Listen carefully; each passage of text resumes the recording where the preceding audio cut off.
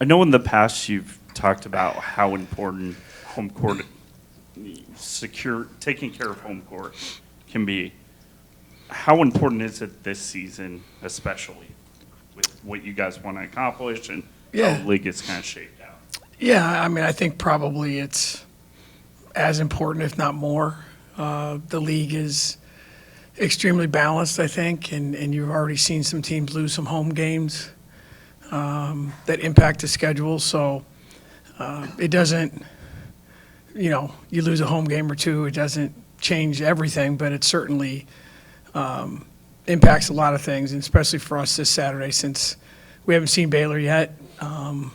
We get them at home, and then we have to go there. So I think it goes back to the whole get sweeps and don't get swept theory that we use, and certainly that's a big piece of it starting tomorrow.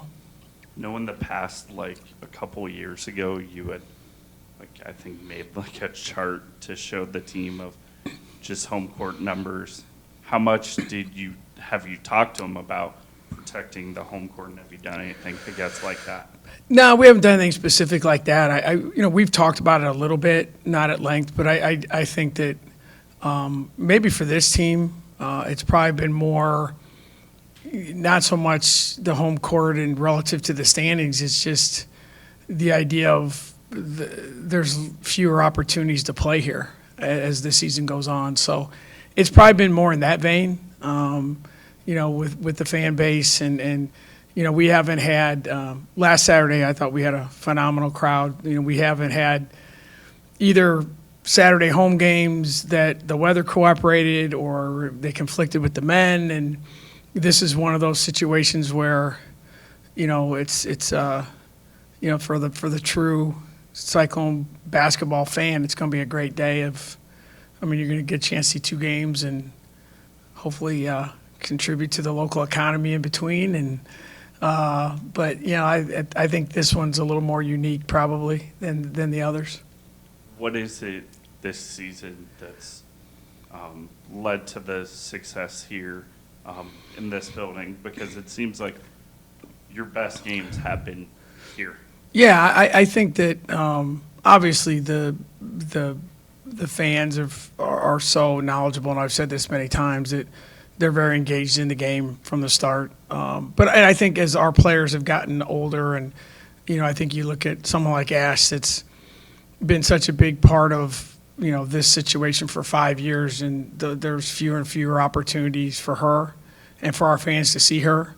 I think the other thing that kind of people, I don't think you forget it, but I think Em and Lex came here and as freshmen and played during a COVID year, and there weren't many fans here, so they're still learning to appreciate the experience. And I think the other thing, to be honest with you, is I think the success of what the guys are doing has created even another level of excitement for basketball, and I think that's been a good thing, and hopefully we can piggyback off of that tomorrow. Throughout Ashley's career, there have been a few times where she's been in foul trouble, but how critical was the extent and the timing of it at Kansas State against a team that probably not only wanted to be better than 2-7 at that point, but probably maybe they felt should have been better? No, it was a huge part of the game, and that's basketball, and it's hard to figure out. I mean, Ash went into the game, she had 12 fouls in 9 games, and then she fouls out. And I think for someone like her, that's we've worked really hard to avoid that, because she does not handle sitting on the bench well. Most people don't, but it really takes her. It's a hard thing for her to get going again, and then there's a frustration level of why was what happened and what didn't happen, and that's, you got to play through it a little bit. And I thought Kansas State was really, really good. They played with a great amount of energy, and that's going to happen on the road in this league. But it was definitely a tough day for her, and even though she's a fifth-year senior, it's still frustrating. And you want to play, you want to contribute, and those are things that Ash is still learning, and there's always things you can learn. But it's not something, I think someone said she's played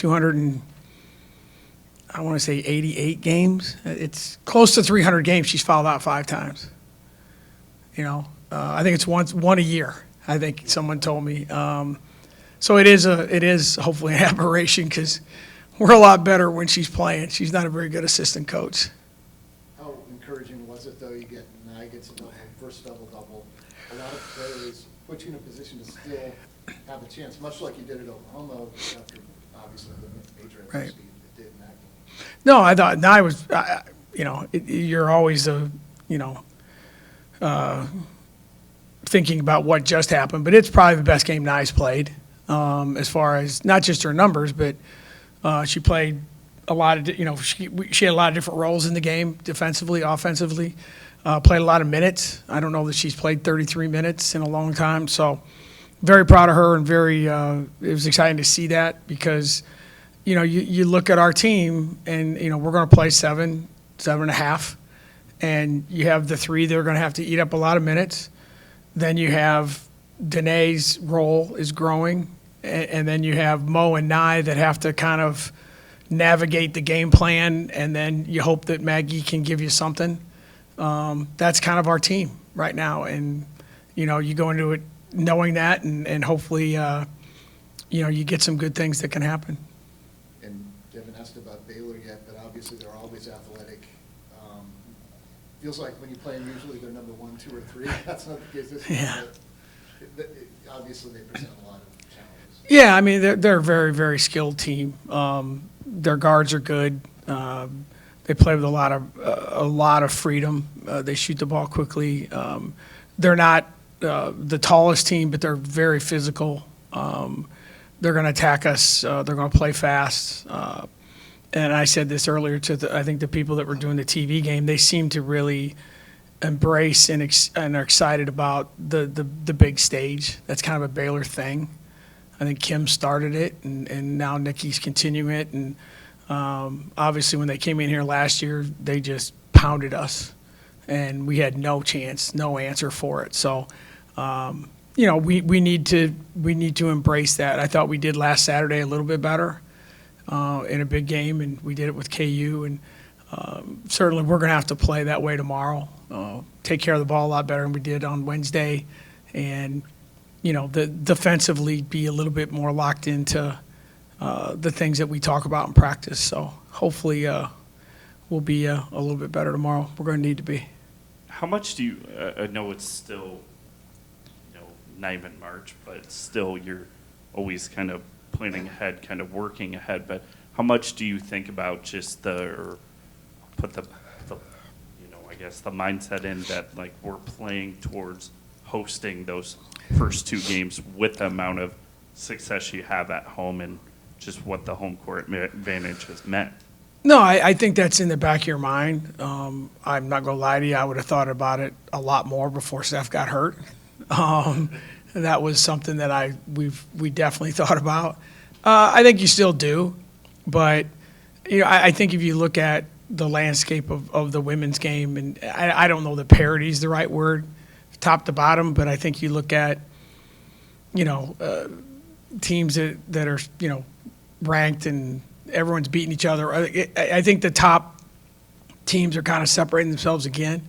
But when you're talking about those top 16 seeds, there's teams 8 to 30 that if someone gets hot can get in there. So yeah, it's a possibility for sure, and it's fun to still have that chance. It's a big part of the women's game, and certainly it's a big part for us. It was a great thing last year, but I think we're a long way from that. But it's certainly in the realm of possibility. So let's go play for it.